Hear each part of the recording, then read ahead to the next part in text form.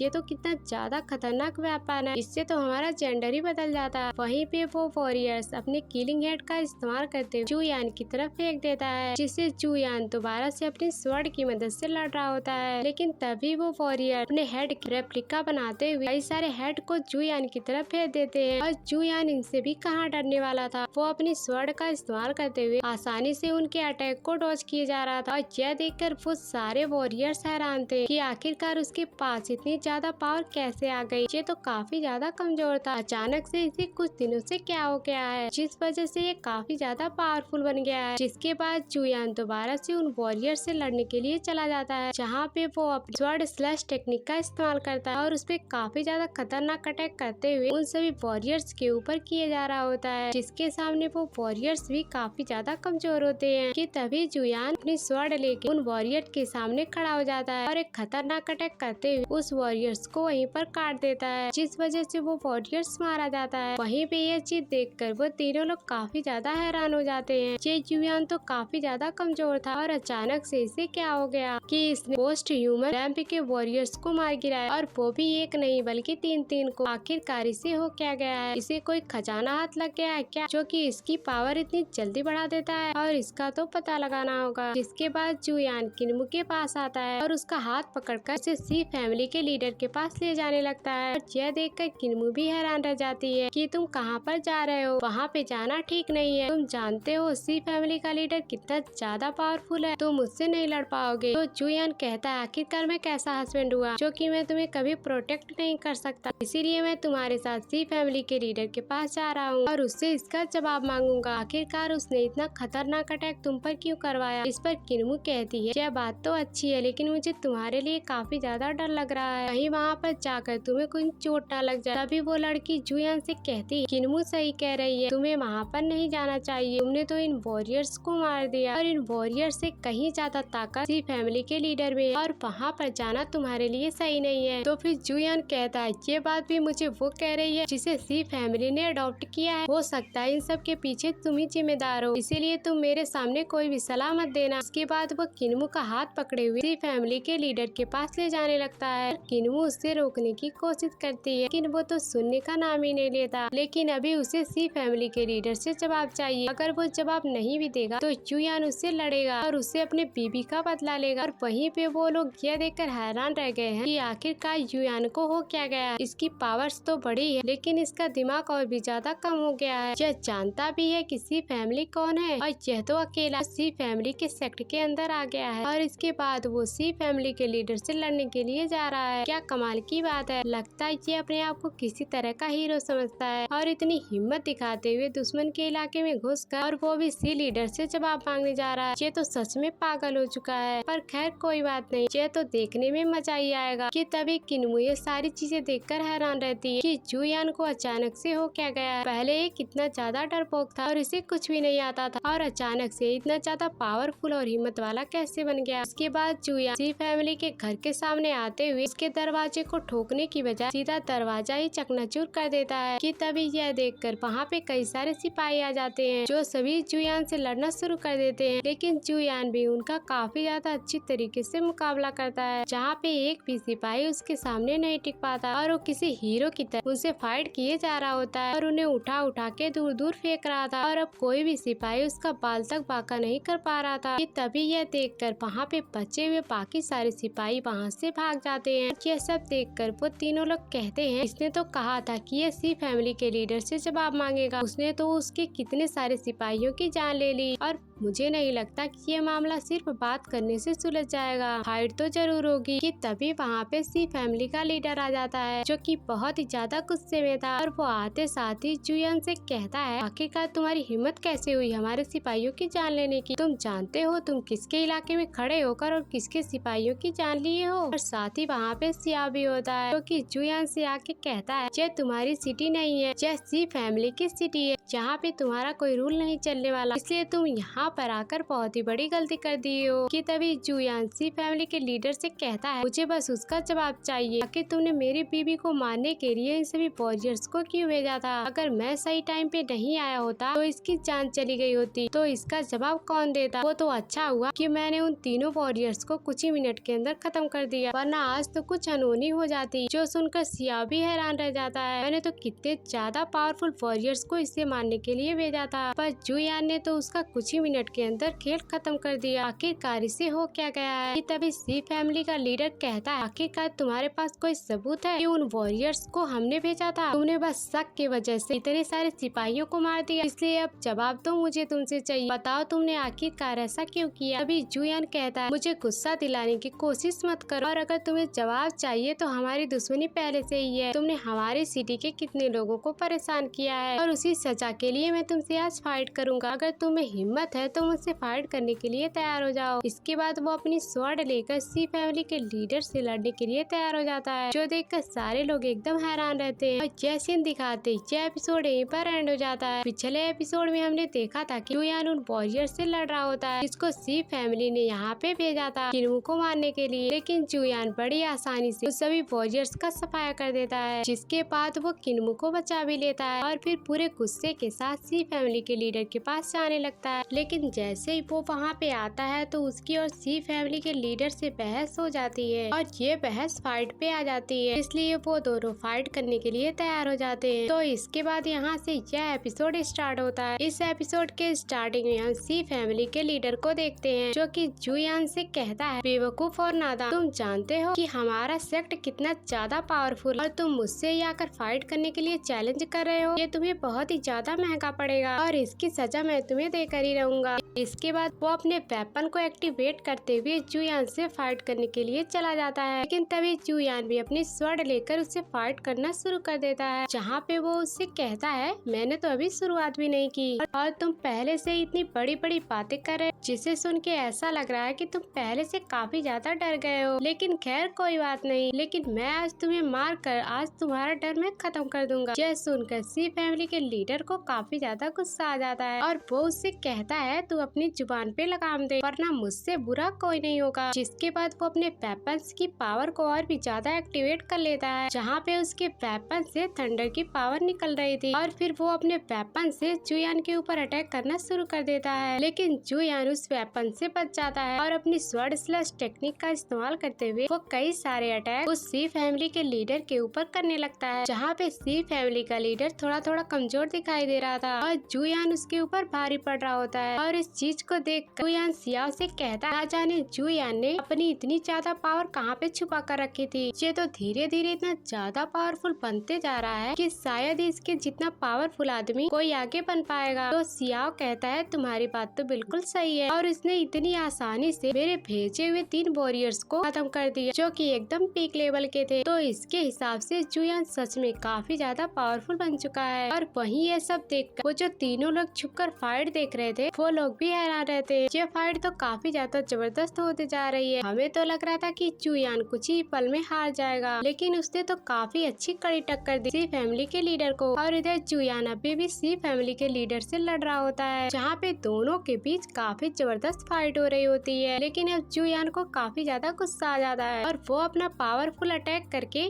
सी family के leader को उड़ाकर दूर फेंक देता है। और जैसे ही दोबारा उसके ऊपर अटैक करने आने वाला होता है, तभी बीच में सियाओ आ जाता है, जो कि फॉर्मेशन बनाते हुए उसके अटैक को रोक लेता है और उससे कहता है, बस बहुत हो गया, अब इसके आगे फाइट यहाँ पे नहीं होगी। और ये सुन के जुयान कहता है, तुम इसे बचा रहे हो और अगर मुझे गुस्सा आ गया तो अगला नंबर तुम्हारा होगा। तो ये सुनकर सियाओ उससे कहता है, तुम्हें शोभा नहीं देता दूसरों के घर में आके ऐसी हरकत करना, तो इसीलिए तुम शांत हो जाओ, उसी में तुम्हारी भलाई है। तो जुयान कहता है, मुझे इस बात से कोई फर्क नहीं पड़ता कि तुमने उस वॉरियर्स को मुझे मारने के लिए भेजा था, लेकिन मैं एक चीज से बिल्कुल भी सेटिस्फाइड नहीं हूँ। जिसपे सियाओ कहता है, मैंने कभी किसी को नहीं भेजा तुम्हें मारने के लिए, और साथ ही तुम ये भी बताओ कि तुम किस बात से सेटिस्फाइड नहीं हो। तो फिर जुयान उससे कहता है, फर्स्ट सन का टाइटल तुमने मुझसे छीन लिया, जिस चीज से मैं बिल्कुल भी सेटिस्फाइड नहीं हूँ, क्योंकि किन्वू सबसे ज्यादा खूबसूरत लड़की है और जो भी खूबसूरत लड़की से शादी करता है तो उसी का नाम होता है कि उसे फर्स्ट सन कहा जाए, लेकिन इस टाइटल को तुमने मुझसे छीन लिया। और ये बातें सुनकर किन्वू भी हंसने लगती है। ये जुयान तो सियाओ को और भी ज्यादा गुस्सा कर रहा है। तो सियाओ बात घुमाते हुए कहता है, तो जुयान कहता है, फर्स्ट सन का टाइटल लेने के लिए बहुत लोग मरते हैं, लेकिन यह कोई ऐसा टाइटल नहीं है जो कि खुद से ही ले लिया जाए। यह टाइटल मुझे पहले से ही मिल चुका है, इसलिए अब से यह टाइटल मेरा हुआ और इस टाइटल को कभी ट्रांसफर नहीं किया जा सकता। जिसपे जुयान कहता है, इससे तुम अपना नाम ही बदल लो और अपना नाम जंगली बत्तख रख लो, इससे तुम्हारा फर्स्ट सन वाला टाइटल जल्दी खत्म हो जाएगा। लेकिन सियाओ कहता है, ऐसा नहीं हो सकता, नाम बदलने से ही फर्स्ट सन का टाइटल नहीं जाता है। तभी ये सुनकर जुयान उससे कहता है, अगर नाम ट्रांसफर नहीं होता है तो मुझे तुम्हें मारना होगा और तुम्हारे मर जाने के बाद वो टाइटल ऑटोमेटिक मेरे पास आ जाएगा।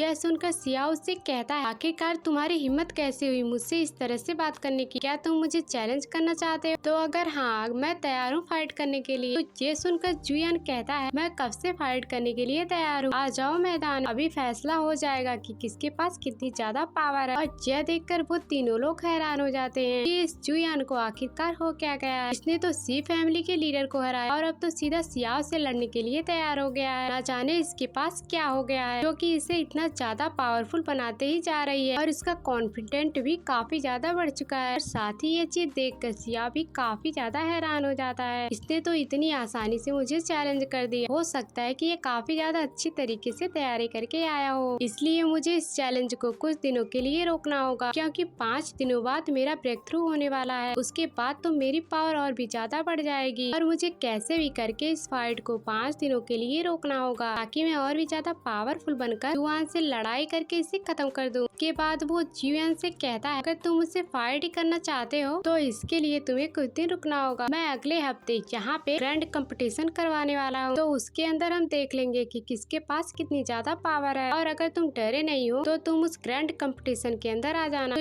यह सुनकर जुआन कहता है डरूंगा, वो भी मैं? ऐसा कभी नहीं हो सकता। तुम आज बुलाओ या फिर 1 हफ्ते बाद, तुम जब भी मुझे बुलाओगे मैं तुमसे फाइट करने के लिए तैयार हूँ। इसके बाद वो वहाँ से जाने लगता है, लेकिन वो थोड़ी देर रुक कर कहता है ये सी फैमिली के लीडर का घर मुझे बहुत ही ज्यादा अच्छा लग रहा है। ऐसा लगता है जहाँ पर सिर्फ जेंटलमैन को रहना चाहिए, वो भी मेरी तरह। इसलिए मैं चाहता हूँ जो भी इस मार्शल आर्ट कंपटीशन को जीतेगा उसे ये घर दे दिया जाएगा। यह सुनकर सी फैमिली का लीडर बहुत ही ज्यादा हैरान रह जाता है, अरे ये तो मेरे एंसेस्टर का हाउस है, भाई ये किसी को कैसे दे सकता हूँ। लेकिन तब सियाओ कहता है ठीक है, मैं तुम्हारी शर्त मानता हूँ और अगर तुम जीत गए तो इसके बाद से ये घर तुम्हारा हो जाएगा। और फिर सी फैमिली का लीडर उससे कहता है आखिरकार तुम इस घर को कैसे दांव पे लगा सकते हो, तुम जानते हो ये कितना इम्पोर्टेंट है मेरे लिए। जिस पर सियाओ कहता है तुमने कैसे सोच लिया कि मैं इसे फाइट में हार जाऊंगा, मैं जरूर उस फाइट को जीतूंगा, उसके बाद तुम्हारा घर तुम्हारे पास ही होगा। उसके बाद यह सुनकर जुआन अपनी बीबी को लिए वहाँ से जाने लगता है। एक नॉर्मल कल्टीवेटर से कहीं गुना ज्यादा पावर आ चुकी है, इसीलिए मैं तो उसके सामने खड़ा भी नहीं हो पा रहा था और मेरे वेपन भी कोई काम के नहीं थे उसके सामने। अभी ये सुनकर सियाओ को गुस्सा आ जाता है और वो उनसे कहता है अब मैं तुम्हें अपनी पावर दिखाता हूँ। जिसके बाद वो वहाँ पे एक बहुत ही बड़ा फॉर्मेशन बना लेता है और वो उस फॉर्मेशन से काफी खतरनाक स्लैश अटैक करते हुए सामने रखी हुई एक मूर्ति को चकनाचूर कर देता है। यह देखकर सी फैमिली का लीडर और वो आदमी काफी ज्यादा हैरान रह जाते हैं, इसकी पावर्स तो कम नहीं है, ये भी तो काफी ज्यादा पावरफुल दिखाई दे रहा है। तो इसका मतलब साफ कि सियाओ जुआन को काफी ज्यादा अच्छी टक्कर दे सकता है। और फिर सियाओ उससे कहता है बस 5 दिन और उसके बाद जुआन का इस दुनिया से खेल ही खत्म हो जाएगा। इस मार्शल आर्ट कंपटीशन में मैं उसे वहीं पर मार दूंगा। उसके इतना कहते ही ये एपिसोड यहीं पर एंड हो जाता है। पिछले एपिसोड में हमने देखा था कि सी फैमिली के लीडर के साथ जुआन की फाइट शुरू हो जाती है, जहाँ पे दोनों काफी ज्यादा अच्छी तरीके से फाइट कर रहे होते हैं। लेकिन इस फाइट में जुआन काफी आसानी तरीके से फैमिली के लीडर को हरा देता है और साथ ही उसने सियाओ को चैलेंज कर दिया था फाइट करने के लिए और फिर सियाओ उसका चैलेंज मान जाता है, लेकिन वो ऐसे सामने चैलेंज नहीं करना चाहता था, इसीलिए वो 1 हफ्ते का टाइम लेता है ताकि वो 1 हफ्ते बाद मार्शल आर्ट कंपटीशन कर वो उससे लड़ सके। तो फिर जुआन मार्शल आर्ट कंपटीशन के लिए मान जाता है, जिसके जीतने के शर्त वो सी फैमिली के लीडर का घर भी मांगता है, इसलिए सियाओ इस शर्त पे भी राजी हो जाता है। इसके बाद जुआन किन्हू को लिए हुए वहाँ से चला जाता है और अब यहाँ से यह एपिसोड स्टार्ट होता है। तो इस एपिसोड के स्टार्टिंग हम जुआन को देखते हैं जो कि किन्हू का हाथ पकड़े हुए उसके घर के पास लेके आ जाता है, जहाँ पे किन्हू तो शर्मा रही होती है और उससे कहती है तुम मेरा हाथ छोड़ दो ताकि मैं घर के अंदर जा सकूं, क्योंकि तुमने काफी ज्यादा तेजी से मेरा हाथ पकड़ा हुआ है। यह सुन के जुआन उससे कहता है मुझे माफ कर दो, मैंने तो उस पर ध्यान ही नहीं दिया। इसके बाद वो उसका हाथ छोड़ देता है। उसके बाद किन्हू वहाँ से अपने घर के अंदर जाने लगती है, लेकिन जाते जाते जुआन को चेतावनी देते हुए जाती है क्योंकि मैं अब भी चाहती हूँ कि तुम सियाओ से फाइट ना करो, क्योंकि उसके पास काफी ज्यादा पावर्स है और साथ ही उसने अभी फाइट करने से मना कर दिया और उसने 1 हफ्ते बाद की फाइट रखी है। मुझे तो उसमें इसकी कुछ चाल लगती है, तो इसीलिए बेहतर यही होगा कि तुम वहाँ पर ना जाओ। तो फिर जुआन कहता है तुम्हें मुझ पर भरोसा नहीं है क्या, मैं आसानी से उस सियाओ का खेल ही खत्म कर दूंगा, वो आज फाइट करने के लिए बुलाए या फिर 1 हफ्ते बाद, मुझे इससे कोई फर्क नहीं पड़ता कि उसके पास कितनी ज्यादा पावर आ गई है। जिसके बाद वो वहाँ से चला जाता है। अब जुआन जैसे ही थोड़ी दूर आता है तो उसे वहाँ पर हुआन दिखाई देती है जो कि एक छत के ऊपर बैठी हुई थी। यह देखकर वो हैरान रह जाता है कि आखिरकार हुआन अकेले छत पे बैठे हुए क्या कर रही है, आखिर आखिरकार उसका क्या प्लान हो सकता है। लेकिन हुआन उससे कहती, तुम्हें मुझे शक करने की कोई जरूरत नहीं है, मेरा कोई भी प्लान नहीं है, मैं तुम्हें यहाँ पर बस ये बताने आई थी कि सियाओ की 1 हफ्ते के बाद अपनी कल्टीवेशन पूरी होने वाली है, इसलिए उसने 1 हफ्ते का टाइम लिया है तुमसे फाइट करने के लिए, और यही वजह है कि मैं तुम्हें यहाँ पे सावधान करने के लिए आई हूँ ताकि तुम उससे फाइट करने के लिए ना जाओ। लेकिन जुयान को तो अभी कोई फर्क नहीं पड़ता, वो उससे फाइट करने के लिए अभी तक भी तैयार होता है। तो फिर हुआन उससे कहती, तुम मेरे साथ चलो, मैं तुम्हें कुछ दिखाना चाहती हूँ। लेकिन जुयान कहता है, मुझे तो उस पे डाउट लग रहा है, तो इसीलिए मैं अभी तुम्हारे साथ नहीं जा सकता। लेकिन तभी हुआन उससे कहती है, मैं चाहती हूँ कि तुम मेरा एक छोटा सा काम करो, जो चीज मैंने अभी तुम्हें बताई है तुम उसे सीक्रेट रखना, और तुम जान जाओगे कि मैं तुम्हें इसे सीक्रेट रखने के लिए क्यों कह रही हूँ। और इतना कहने के बाद वो वहाँ से चली जाती है। यह देखने के बाद जुयान उससे कहता है, जुयान और फेंग काफी ज्यादा अलग किस्म के लोग हैं, इन्हें समझना तो मेरे बस में है ही नहीं। इसके बाद हम अगले दिन का सीन देखते हैं, जहाँ पे जुयान किन्मू के फादर के पास आया हुआ था, जो कि उसके ऊपर काफी ज्यादा चिल्ला रहे होते हैं और उससे कहते हैं, तुम जानते हो सियाओ कितना ज्यादा पावरफुल है, तुमने तब भी उससे फाइट करने का चैलेंज एक्सेप्ट कर लिया, तुम्हें उसके साथ फाइट करने के लिए भेजना मतलब साफ साफ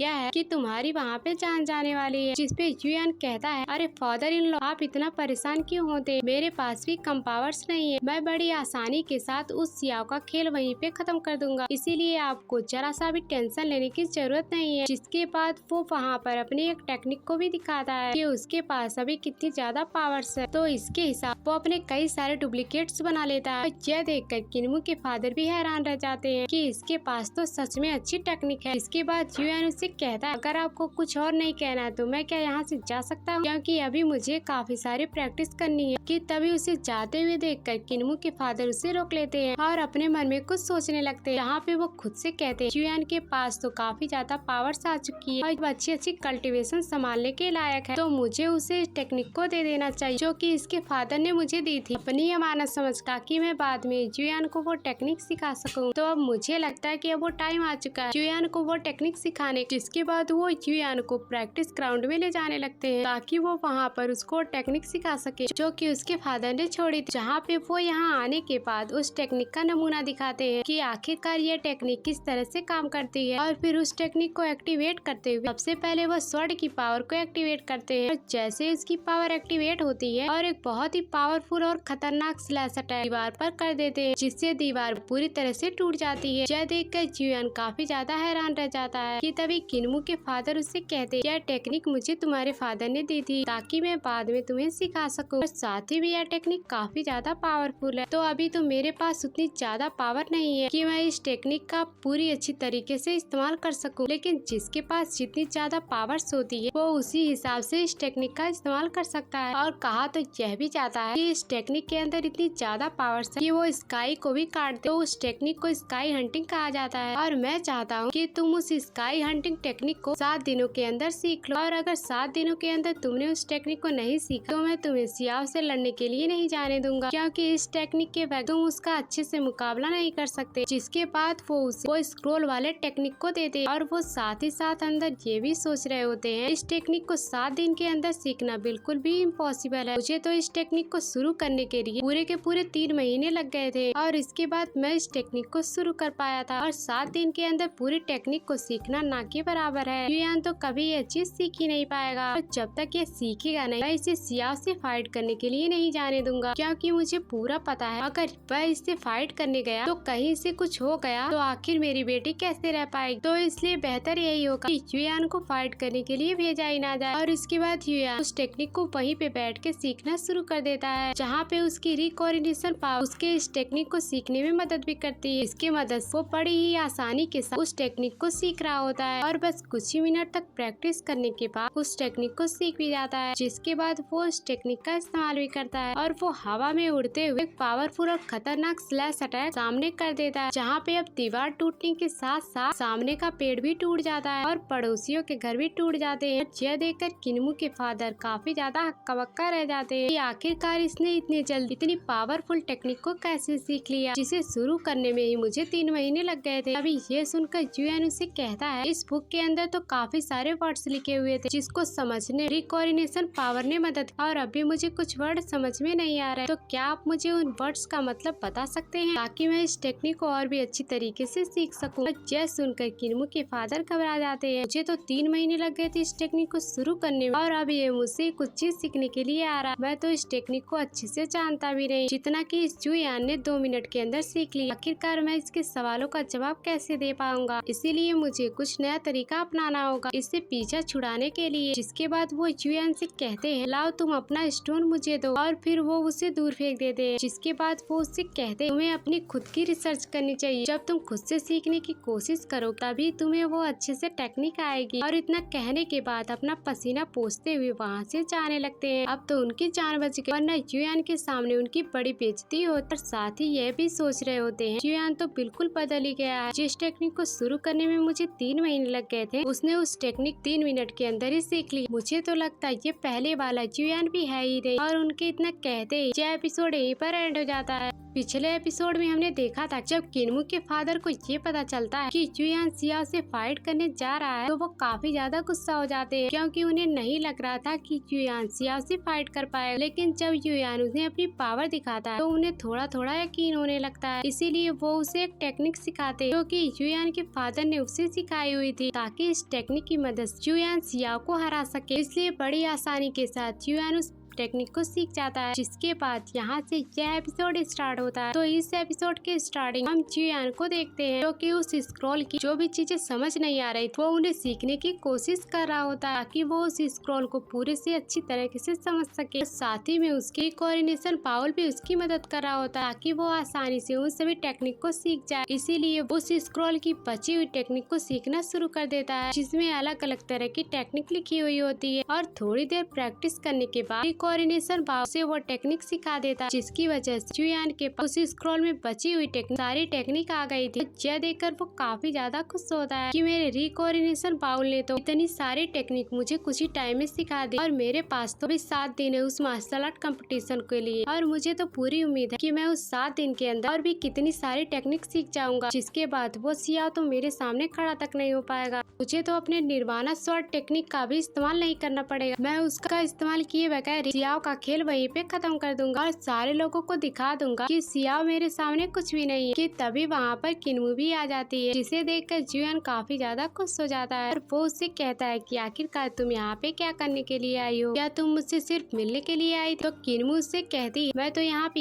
ये कहने आई थी, आपसे तुम्हें इस गोडाउन में रहने की जरूरत नहीं है। यह सुनकर जुयान काफी ज्यादा खुश हो जाता है और वो उससे कहता है, क्या तुम्हें मेरे लिए बुरा लग रहा है कि मुझे इस गोडाउन में रहना पड़ता है? और अगर तुम ये चाहती हो कि मैं तुम्हारे साथ तुम्हारे कमरे में रहूं तो यह तो कितनी अच्छी बात है, मैं तो इसके लिए हमेशा से तैयार हूँ। तो यह सुनकर किन्मू शर्मा जाती और उससे कहती है कि मैंने कब ऐसा कहा, मैंने तो बस तुम्हें इस गोडाउन में नहीं रहने के लिए कहा था, लेकिन अब मैंने अपना इरादा बदल लिया है, जाओ और उसी गोडाउन के अंदर रहो। जिसके बाद किन्मू उसे आगे बताती है कि हमारी फैमिली का बिजनेस काफी ज्यादा ठप चल रहा है और अगर ऐसा ही चलता रहा तो हमारे फैमिली का बिजनेस खत्म हो जाएगा, बिल्कुल चाओ फैमिली की तरह। यह सुनकर जुयान हैरान रह जाता कि ये चाओ फैमिली कौन, मैंने तो पहली बार इनके बारे में सुना। तो फिर किन्मू उससे बताती, हमारे यहाँ आने से पहले जहाँ पे चाओ फैमिली रहा करती थी, जिनका वेपन का बिजनेस था, लेकिन उनका बिजनेस बिल्कुल खत्म हो गया। और चाओ फैमिली का लीडर जिसका नाम चाओ सैन है, वो अब एक भिखारी बन चुका है और गली गली भटकता फिरता है। इसलिए मैं नहीं चाहती कि हमारा बिजनेस भी उसी तरह से हो जाए, जिससे मेरे फादर को वैसा करने की नौबत आए। तो इसके लिए हमें काफी ज्यादा मेहनत करनी होगी ताकि हमारा बिजनेस और भी अच्छे से चल सके। और यह सुनकर जुयान एकदम हैरान रह जाता है। और फिर किन्मू के वहाँ से जाने के बाद वो खुद में सोचने लगता है, अब तो मुझे चाओ सैन से मिलना हो, ये तो मुझे कमाल का इंसान लग रहा है, तो शायद हो सकता है मैं उसकी मदद करूँ, हमारे फैमिली के बिजनेस को बढ़ाने में मदद कर सकता है। इसलिए वो चाओ सैन को ढूंढने के लिए वहाँ से निकल जाता है। और अब जो यहाँ से आगे बढ़ते हुए एक इलाके में आ जाता है जहाँ पे ज्यादातर भिखारी लोग रहा करते हैं। इसके बाद वो एक भिखारी को पैसे दे चाओ सैन को वहाँ पे ढूंढने लगता है, ताकि चाओ सैन यहाँ पर मिल जाए, क्योंकि अब तो वो भिखारी बन चुका है, वो ना हो वो यहीं पे हो। कि तभी उसे कुछ भिखारी एक दूसरे भिखारी को मारते हुए दिखाई देते हैं। वो भिखारी कोई और नहीं बल्कि चाओ सैन होता है, जिसे बाकी भिखारी मार रहे होते हैं। वो सभी उससे कहते हैं, तुम पहले हुआ करते थे चाओ फैमिली के लिए, लेकिन अब तो तुम हमसे भी ज्यादा बड़े भिखारी हो। कि तभी जुयान वहाँ पर आकर चाओ सैन से कहता है, तुम्हारी हालत तो पहले से काफी ज्यादा खराब हो चुकी है, क्या तुम्हें कुछ मदद चाहिए? यह सुनकर वो भिखारी जो कि चाओ सैन को मार रहे थे वो उससे कहते हैं, आखिरकार तुम हो और तुम्हारी हिम्मत कैसे हुई यहाँ पे आने की? यह हमारा इलाका, मेरी मदद करो, मेरी एक एक हड्डी टूट चुकी है, मैं खड़े होने के लायक भी नहीं हूँ, मेहरबानी करके मुझे यहाँ से बाहर निकाल। तभी यह सुनकर वो भिखारी लोग उससे कहते, कोई नया आदमी देखा रहे कि तुमने उसके सामने हमारी बुराई करना शुरू कर दिया, इसकी सजा तो तुम्हें जरूर मिल के रहेगी। तभी वहाँ पे जुयान आता है जो कि अपनी निडल फॉर्मेशन का इस्तेमाल करते हुए जाओ सैन को ठीक करने की कोशिश कर रहा होता है, जहाँ पे वो अपने फॉर्मेशन के साथ साथ कई सारे निडल भी निकाल लेता है और उसे जाओ सैन की बॉडी के अंदर डालते हुए उसकी सारी चोटों को ठीक करने की कोशिश कर रहा होता है ताकि वो बिल्कुल ठीक हो सके। और जैसे जैसे उसके अंदर सुई जा रही होती, जाओ सैन को काफी ज्यादा अच्छा महसूस हो रहा होता है क्योंकि उसकी जो भी हड्डियाँ टूटी थी वो धीरे धीरे करके वापस से ठीक हो रही होती है। और साथ ही जुयान उसे कहता है, यह तो अभी शुरुआत है, तुम रुको, मैं अभी तुम्हें पूरी तरह से ठीक कर देता और जो तुम्हारे पास पहले से पावर्स नहीं थी वो भी तुम्हें दे दूंगा। जिसके बाद वो अपने गॉड पावर का इस्तेमाल करते हुए कैसे किसी इंसान को ठीक किया जा सकता है वो टेक्निक ढूंढने लगता है। और जैसे उसे वो टेक्निक मिलती है वो उस टेक्निक का इस्तेमाल करते हुए जाओ सैन को पूरी तरह से ठीक कर देता, जहाँ पे वो हवा में उड़ते हुए ठीक होने लग गया। लेकिन अभी भी उसके पास भिखारी वाले कपड़े, जिससे जुयान उसे एक बढ़िया से कपड़े भी दे देता। जिसके बाद जाओ सैन पूरी तरह से ठीक हो चुका था और उसके पास काफी सारी पावर्स भी आ गई होती है और यह देखकर वो काफी ज्यादा खुश होता है। पिछले 3 साल से मैं इस चीज का इंतजार कर रहा था और आज मुझे वो मौका मिल ही गया। आज मेरी पावर पूरी तरह से रिकवर हो चुकी। यह देखकर उन भिखारियों के पसीने छूट जाते हैं जो कि उससे मारा करते थे और वो कहते हैं, आखिरकार ये लड़का था कौन जिसने इस भिखारी को पूरी तरीके से ठीक कर दिया। लगता है हमें यहाँ से भागना ही होगा वरना ये हमारी जान ही ले लेगा। लेकिन तभी जाओ सैन उससे कहता है, तुम लोगों ने मुझे बहुत ही परेशान किया, इसकी सजा मैं तुमसे जरूर लूंगा, इसलिए आज का दिन तुम्हारे लिए आखिरी होगा। जिसके बाद वो अपनी पावर्स को एक्टिवेट करना शुरू कर देता है। मेहरबानी करके मुझे यहाँ से जाने दो और हमने जो किया वो हमारी गलती थी और हम ऐसा दोबारा करने की कोशिश कभी नहीं करेंगे। लेकिन जाओ सैन तो बिल्कुल गुस्से में था। वो एक खतरनाक अटैक करते उन तीनों भिखारियों का खेल वहीं पे खत्म कर देता है। जिसके बाद वो जोर जोर से हंसना शुरू कर देता है कि आज मेरी पावर्स दोबारा से वापस आ चुकी है, जिसने भी मेरे साथ ऐसा किया है मैं उसका बदला जरूर लेकर आऊंगा। तो जुयान उससे कहता है, बस सब बहुत हो गया, अब चलो मेरे साथ, मुझे तुमसे कुछ काम है, कुछ काम करने के लिए मैंने तुम्हें ठीक किया है। लेकिन तभी सुनकर जाओ सैन उससे कहता है, तुमने तो मुझे ठीक कर दी लेकिन मैं पूरी तरीके से पावरफुल बन चुका हूँ, तो अब से मैं तुम्हारी बातें बिल्कुल भी नहीं सुनूंगा। इसके बाद वो उसके ऊपर अटैक करने की तैयारी करने लगता है। लेकिन तभी यह देखकर जुयान अपनी निर्वाणा स्वॉर्ड समन कर लेता है जो कि बहुत ही बढ़िया पावरफुल स्वॉर्ड दिखाई दे रही थी। यह देखकर जाओ सैन तो एकदम घबरा जाता है, आखिरकार उसके पास इतनी ज्यादा खतरनाक स्वॉर्ड कैसे आ गई। और तभी जुयान उससे कहता है, जो चीज मैंने तुम्हें दी है वो वापस भी ले सकता हूँ और जैसी हालत तुम भिखारी होने के टाइम थी उससे भी बुरी हालत तुम्हारी कर दूंगा अगर तुमने मेरी बात नहीं सुनी, इसीलिए तुम मेरे सामने झुक जाओ। जो सुनकर जाओ सैन की हालत एकदम खराब हो जाती है और वो जुयान के सामने झुकते हुए कहता है, आज से मैं आपको अपना यंग मास्टर कहूंगा और आप जो भी करने के लिए कहेंगे मैं वो सब करने के लिए तैयार हूँ। इसके बाद जुयान कहता है, ये हुई ना बात। जिसके बाद वो उसे एक लेटर दे देता है और ये कहते हुए जाता है, जो इसमें लिखा हुआ है उसको कर देना वरना तुम्हारे जान की खैर नहीं। जाओ सैन जब उस लेटर को देखता है तो उसमें लिखा हुआ कुछ वेपन्स के बॉक्स को किन्मू के फैमिली के पास लेके जाना ताकि वो उन्हें बेचकर अपना बिजनेस और भी बढ़ा सके। लेकिन इसमें जुयान का नाम नहीं आना चाहिए, ये सब बिल्कुल अनजाने में ही करना हो ताकि किसी को ना मालूम चले कि ये काम जुयान ने किया है। और ये पढ़कर जाओ सैन ये काम करने के लिए तैयार हो जाता है और फिर यह एपिसोड दिखाते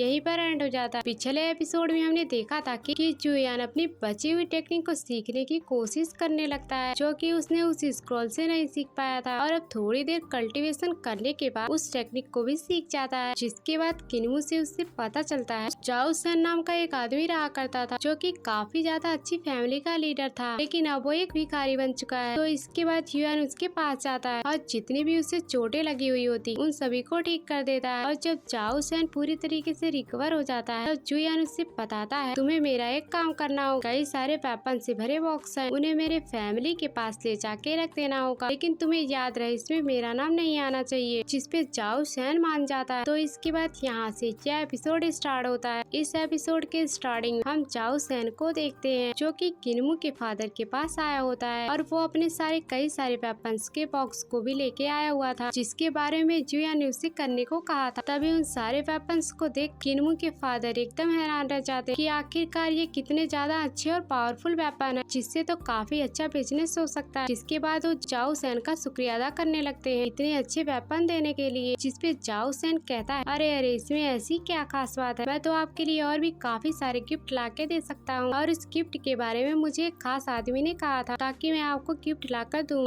यह सुनकर किन्मू के फादर हैरान रह जाते हैं कि आखिरकार वो खास आदमी कौन था। उससे उस आदमी के बारे में पूछते हैं, लेकिन तभी वहाँ पे जुयान आता है और फिर जाओ सेन को इशारा करते हुए कहता है अगर तुमने मेरा नाम बताया तो मैं तुम्हें यहीं पर मार दूंगा। इसलिए जाओ सेन एकदम घबरा जाता है और फिर वो बहाना मारते हुए इस बात को ही हटा देता है ताकि उसके मुंह से गलती से ना निकल जाए कि यह काम मुझसे जुयान ने ही करवाया। कि तभी किन्मू के फादर वहाँ पे जुयान को देख लेते हैं और उससे कहते हैं कि आखिरकार तुम यहाँ पे कर क्या रहे हो। जिसपे जुयान कहता है कि अरे मैं तो यहाँ पे आपका हाल पूछने आया हुआ था, कहीं आपको किसी चीज की जरूरत तो नहीं। तभी किन्मू के फादर उसे मारना शुरू कर देते हैं, तुम यहाँ पर लड़कियों की तरह बातें सुन रहे हो, इससे अच्छा तो तुम्हें जाकर अपना कल्टीवेशन करना चाहिए ताकि जो फाइट तुमने जोश में ले ली है उसमें तुम सियाओ को हरा सको। कि तभी जुयान अपनी तशरीफ बचाते हुए वहाँ से दुम दबा के भाग निकलता है। जिसके बाद किन्मू के फादर जाओ सेन से कहते हैं मुझे माफ कर देना, ये जुयान थोड़ा सा मजाकिया किस्म का इंसान है। जिस पर जाओ सेन कहता है कोई बात नहीं, अब मुझे चलना चाहिए इसलिए मैं यहाँ से जाता हूँ। जिसके बाद वो वहाँ से जाने लगता है, लेकिन जाते जाते वो ये सोच रहा होता है मुझे नहीं लगता कि किन्मू के फादर को जुयान के असली पावर्स के बारे में मालूम है, और अगर उन्हें मालूम होता कि वो कितना ज्यादा पावरफुल तो वो उसे इस तरह से नहीं रखते। उसके जाने के बाद किन्मू ये सोच के हैरान रहती है जाओ सेन तो कितना ज्यादा कमजोर और भिखारी बन गया था और रातों रात इसकी ऐसी हालत कैसे बदल गई। ये तो अब बिल्कुल पहले जैसा दिखाई दे रहा है। लेकिन उसके फादर वहीं पे इस चीज से हैरान होते हैं कि आखिरकार जाओ सेन से किसने कहा कि हमें कई सारे वेपन्स की जरूरत है, कि उसने इतने अच्छे सारे वेपन लाकर मुझे दे दिए। वो ना हो ये काम जुयान के फादर का ही होगा जो कि अनजाने में मेरी मदद करना चाहते हैं। इसलिए वो भागते हुए घर के बाहर आ जाते हैं और आसमान की तरफ देखते हुए कहते हैं मेरे दोस्त आपका बहुत बहुत शुक्रिया, इस मुसीबत के टाइम पे आपने मेरी बहुत ही मदद की, क्योंकि मुझे यकीन ही नहीं होता है कि जुयान ऐसा भी कर सकता है, क्योंकि वो तो खुद ही कमजोर है और दूसरों को पावरफुल क्या बनाएगा। और फिर हमें उस दिन का सीन दिखाया जाता है जिस दिन सियाओ और जुयान के बीच में फाइट होने वाली है। कि तभी जुयान के घर के सामने कई सारे सिपाही खड़े होते हैं जिन्हें किन्मू के फादर ने वहाँ पे लगा के रखा था, क्योंकि जुयान सियाओ से फाइट करने के लिए अभी ना जा सके, क्योंकि अभी तक उन्हें भरोसा नहीं है कि जुयान सियाओ से फाइट करके उससे जीत भी पाएगा। लेकिन जैसे सिपाही वहाँ से थोड़े दूर आते हैं वहाँ पे छुपा हुआ जुयान बाहर निकल के आ जाता है, क्योंकि वो इसी मौके की तलाश में था ताकि वो सिपाही यहाँ से निकले और वो यहाँ से भागकर सियाओ से फाइट करने के लिए चला जाए। लेकिन तभी वहाँ पे एक कुत्ता आ जाता है जो कि उसके ऊपर भौंकना शुरू कर देता है। यह देखकर जुयान उसकी तरफ एक चिकन का टुकड़ा फेंक देता है और उससे कहता है तुम ये खाओ और मेरी जान छोड़ दो। जिसके बाद वो वहाँ से भाग जाता है और सिपाही उसे रोकने की कोशिश करते हैं, लेकिन उसका कोई फायदा नहीं होता।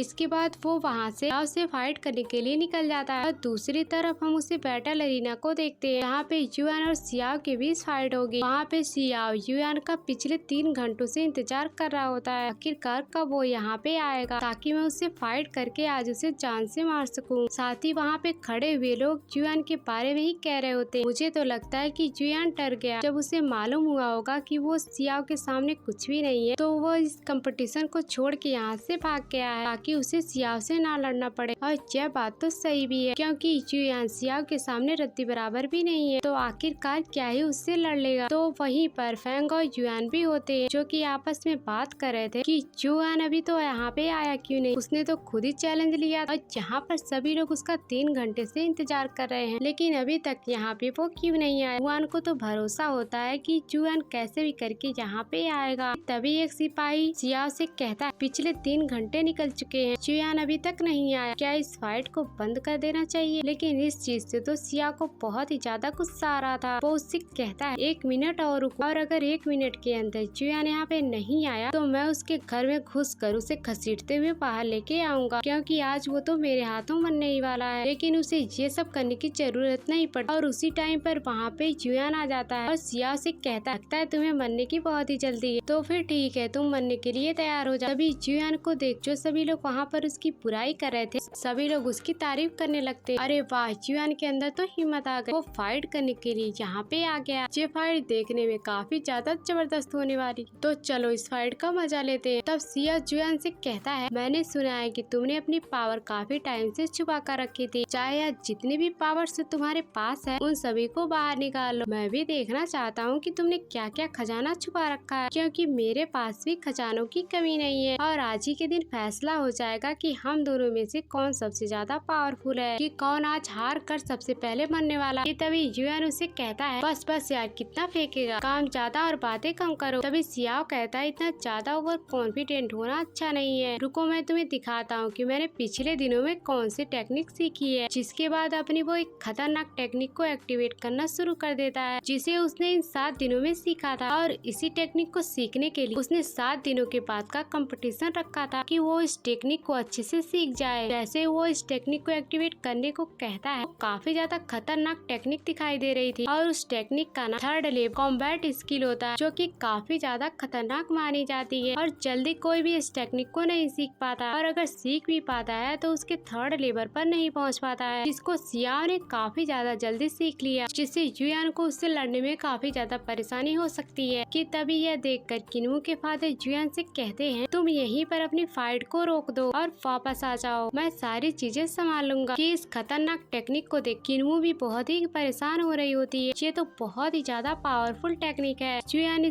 कैसे इस टेक्निक का मुकाबला कर पाएगा, कहीं उसे चोट ना लग जाए, और अगर ऐसा हुआ तो बहुत ही बुरा होगा। और ये सब चीज देखकर किन्वू के फादर उससे कहते अब बहुत हुआ, अगर युआन को चोट लगने वाली रही तो मैं खुद ही इस फाइट में कूद जाऊंगा और मैं युआन को बचा के वहाँ से बाहर लेकर आऊंगा। कि तभी वहाँ पर बालों वाला एक बंदा आ जाता है जिसने किन्वू के ऊपर वॉरियर्स भेजे थे, जिसका नाम वॉन्गफेंग होता है। वो किन्वू के फादर से कहता है यह फाइट युआन और सियाओ के बीच में है, इसलिए आप मेहरबानी करके इसमें टांग अड़ाने की कोशिश ना करें। जो सुनकर किन्वू के फादर को गुस्सा आ जाता है और वो उससे कहते हैं तुम मुझे टांग अड़ाने से रोकोगे, देखता हूँ तुम क्या ही उखाड़ लेते हो। कि तभी वहाँ पर एक और आदमी आने लगता है जो कि किन्वू के फादर से कहता है अगर वॉन्गफेंग तुम्हें नहीं रोक पाया तो मैं किस काम आऊंगा, तुम्हें रोकने के लिए तो मैं भी काफी हूँ। ये आदमी कौन है ये अभी हमें नहीं बताया। ये सीन दिखाते ये एपिसोड यहीं पर एंड हो जाता है।